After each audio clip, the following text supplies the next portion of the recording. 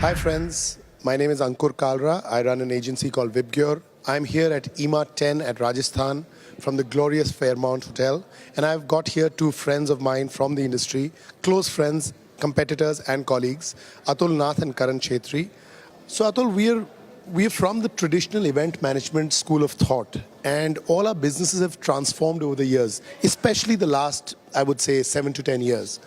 What I want you to tell the audience is how have our businesses transformed from being a traditional event organization to being an experiential marketing agency? First of all, what is experiential marketing? And second, how have our businesses transformed? I think the transformation that's happened in the last few years is that maybe 8 to 10 years back, maybe a little while before that, the focus of the events business was more on delivery and on production and on getting things done. And I think what's happened in the last few years is that shift has happened. That is the norm. You can't not do that. Absolutely. That's table stakes, as they say. Now it's focused more on creative and the consumer, and how creative can drive that whole experiential marketing and engagement piece. And I think Karan feels very passionately about this whole creative piece. So I think it's much to do also with the way things have happened. So let me talk about the evolution. Evolution has not just happened because of us. It's also happened because of the clients who've seen so many things which is going around the world. And by default, I think that has been picked on into our market. And therefore, we have been very, very, if I have to say according to me, we have been very, very... The right place at the right time? I would say that. Because if you see whatever we have caught on to right now, we have adjusted ourselves very fast, right? So our turning point has been very, very good.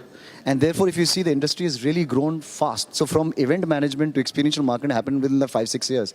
Because till then, it was just event management. And if I have to go back, I would say 2007, 2008 is when experiential marketing was the word which was very nascent, and people didn't know what experiential marketing. In fact, in today's world also, people think, what is experiential marketing? If I have to talk about experiential marketing today, what it's done, definitely creativity.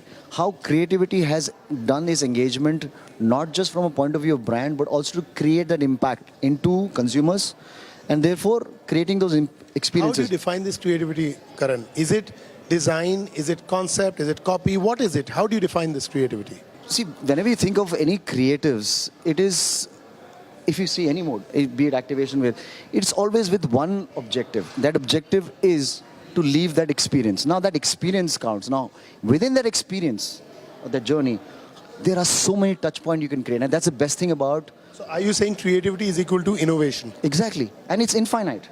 It's just infinite. You can do anything with it. Right? Starting from the time when you send an invite to the point when they go back home and how you put anything. It could be a small video which is going onto the internet today because it's so easy to access, WhatsApp. So technology has made it much more easy to make that creative language more acceptable and impactful. I think that's I will catch on to that. And I'd like to talk to you about, in your business, who is the key person that your accountability lies to, the customer or the consumer? Who's more important? Is that a difficult one? It has to be the customer. It has to be the customer and not the consumer. I think the customer, and this is what I strongly believe, that at the end of the day, our business exists to solve problems for the person who's paying us. And that's our customer. And as a result, when the... But isn't that accountability to the consumer? At some level, yes. But, you know, at the end of the day, as an agency, you're representing the customer. Hypothetically, you're doing a campaign for, say, HUL, for Sunsilk, and the person who walks into the stall doesn't feel that you're doing the shampoo trials in the correct manner. Would you not consider yourself accountable to her and try and change your process? Or would you just blindly follow what the brand manager told you and continue doing it? I think I would continue doing it. I disagree with you there. Because I believe that our accountability eventually is we can fight with the customer for the consumer. That's my point of view. No, fair enough. I'm not disagreeing with you. I'm not sure. The example you took, maybe in that example, I feel it's the customer because the consumer is not an expert. They may or may not know the right way to do the hair. But they're still paying us. But they're still paying us. No, but more importantly, Ankur, what you said, and you set me thinking that at the end of the day, I think the consumer is... As far as my thinking is going, I believe that our accountability eventually is to the consumer. And if need be, we need to educate our customer. We need to disagree with them. We need to challenge them to make sure that the right experience experience is going to the consumer. And Which is in the interest of the customer. absolutely, eventually, in the long run. That I agree with. I Coming back can't to- disagree with you on that. Coming back to Karan, what do you think? Customer or consumer? Very tough question because I think, in a way, customer is very, very important, which is a client. Just If I for have our to- audiences, our customer is our brand, the person Client, who's yeah. paying us money, and the consumer is the final person who's getting the experience on ground, who's buying the brand. So I'm asking about the importance of serving the customer or keeping the interests of the consumer in mind. I won't take that example as an example. I'll tell you why. Because it's very debatable. Because whenever you engage any consumer or a target audience vis-a-vis with a brand, you already know what you have to do in terms of your objectives are very clear, right? So this is something to do with, like, for example, an iPhone. If I'm doing an activation or I'm doing an event for an iPhone, what is my objectives, right? These are purely defined by my client, as in customer, right? Brilliant example, and I will take you up on that. Okay. When it comes to anything of an event or an activation, my objectives are defined. And I want to stick to that because anything extra which I do, which I would love to do, is also as per what I would be going, what the brand is all about, right? So ultimately it talks about the brand story and how you're taking that brand story creatively, mind you, creatively into your activation and events. Because the person or consumer who's coming, what's his take back? His take back are defined as per the objective. And therefore the objectives are defined in your creatives. What lies ahead? 3 to 5 years from now, will agencies like ours, yours, mine, and Atul's, will they be obsolete or will they still be in business? What do we need to do to change with times, and what services do we need to add or subtract to our bouquet? You know, whenever I deal with any of the clients, I always like to understand them and their business. And one of my clients, and I was interacting with him, and he said something very interesting, and he said value versus volume. So the whole philosophy of value versus volume comes from the fact that how you are driven, right, in terms of your agency. Now, if you're driven by values, now how do you create values in the ecosystem of your client is what will make you unbeatable. Future is about value.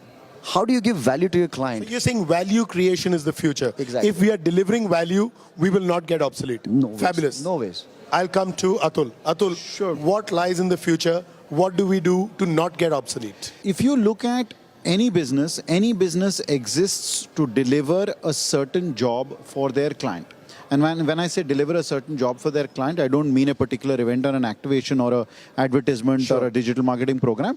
It's what is my job as an agency? It is to make sure that my client's brand gets a certain audience with their consumer, a certain engagement, a certain experience, and makes that consumer make the choice to buy that brand.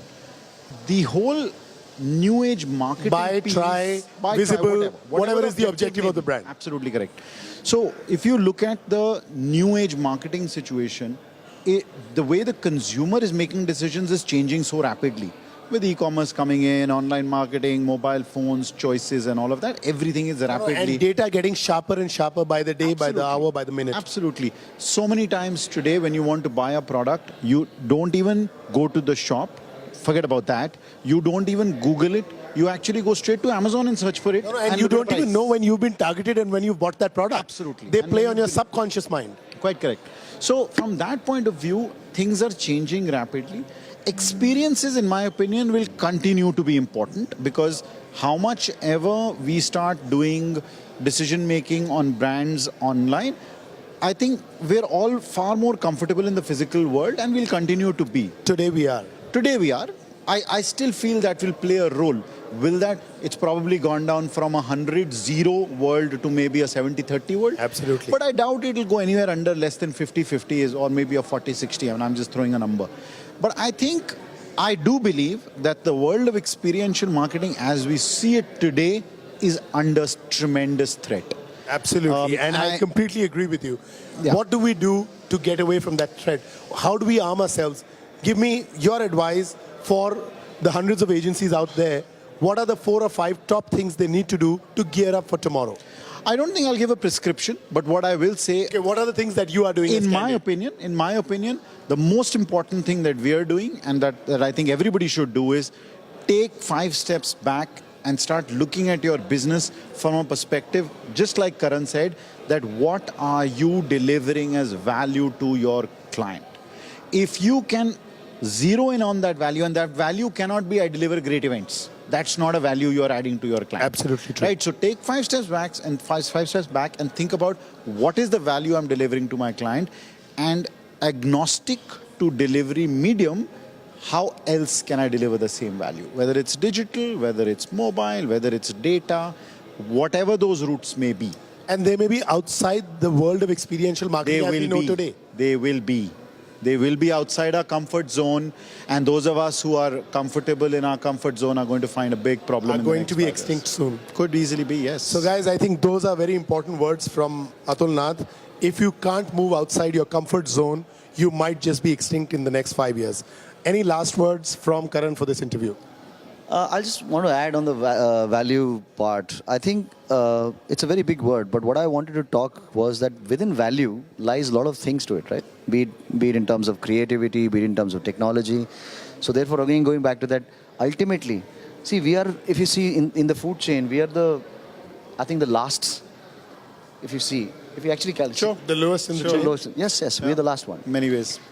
So therefore, it becomes more important for us to value ourselves in front of anything, whatever we do today. So going forward for this industry would be this only. And I don't see this industry die. I beg to differ on that because I feel that I'm very... You're not as pessimistic as Atul and I are. No, definitely not. I'm very positive because I know that experiential marketing is the future for each and every. Now, why? Because that value is driven by content. And content is going to be king future, right? That content you use digitally. That I do agree with. Yeah, yes. that content.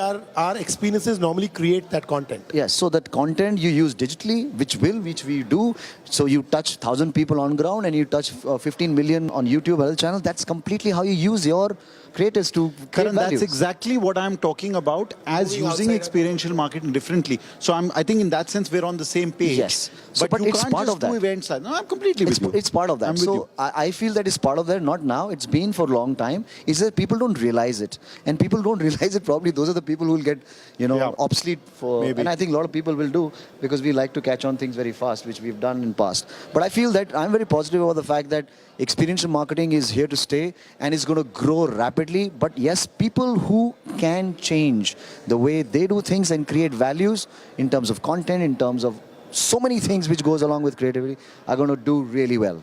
Fabulous. So finally, we agree on something. All three of us agree that it's all about creativity, it's all about innovation, it's all about value creation, and it's all about the ability to change.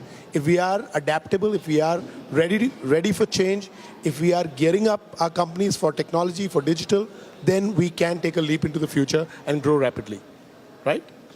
Sure, Thank you very absolutely. much. Thank you. So look forward to seeing you all at Imagine 2019.